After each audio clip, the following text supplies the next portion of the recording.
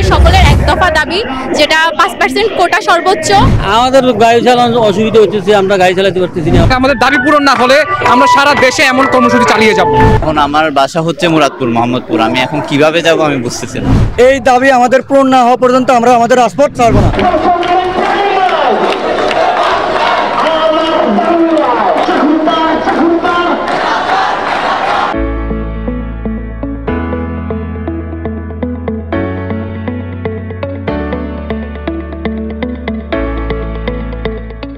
সরকারি চাকরিতে কোটা আছে 56%, মেধাবীদের জন্য 44%। আবার এই 44%-এর মধ্যে টাকা দিয়ে বস্তা মাস্কার সুব্যবস্থা রয়েছে। তাহলে সাধারণ যাদের টাকা নাই, কোটা নাই, তাদের কী হবে? সাধারণ শিক্ষার্থীদের কী হবে? তো পড়াটিভির চেয়ে তো রাজপথে পড়াশোনা করা ছাড়া কোনো উপায় নাই। আমাদের দাবি সরকারি চাকরিতে সকল গ্রেডের অযৌক্তিক এবং বৈষম্যমূলক কোটা বাতিল করা হোক, কোটা সংস্কার করা হোক, মেধা মূল্যায়ন করা হোক। ইনশাল্লাহ আমরা সফল হব। আমরা রাষ্ট্রপক্ষের, সংবিধানের এবং যে আমাদের যে হাইকোর্ট সবার দৃষ্টির আমাদের নজরে আছে, এবং যে আমরা চাই তারা আমাদের পক্ষে কথা বলবেন, এবং আমরা আশাবাদী যে ওনারা যে আমাদের এই রায় মেনে নেবেন।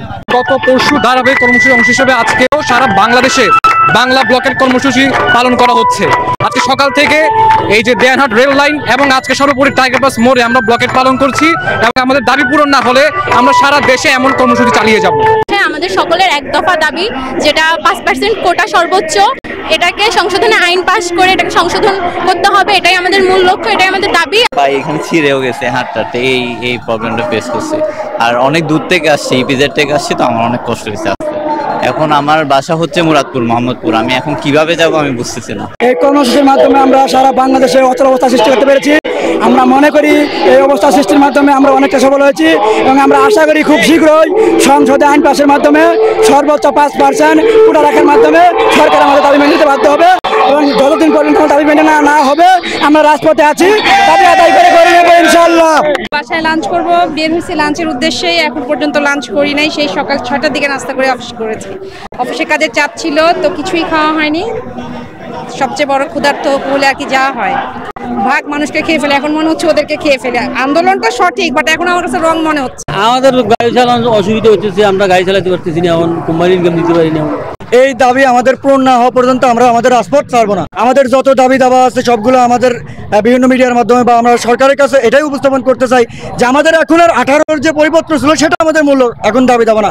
আমাদের দাবি দাবা একটাই, যে আমাদের বাংলাদেশে একদম প্রত্যেকটা গ্রেডে যে কোটাগুলো আছে এটা একটা নির্দিষ্ট মাত্রায় এনে আমাদের ছাত্র সমাজের যে দাবি আছে সেই দাবিটা পূরণ করতে হবে, এবং আমাদের এই দাবিটা যদি পূরণ না হওয়া পর্যন্ত আমরা আগামী কর্মসূচির দিকে অবশ্যই একাত্মতা গ্রহণ করবো, এবং আমাদের আগামী দাবিটা পূরণ করবো।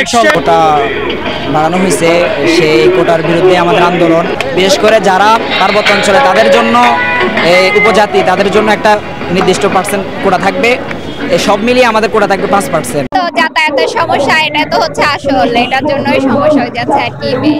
এই আন্দোলনটা তো পুরো বাংলাদেশ জুড়ে হচ্ছে।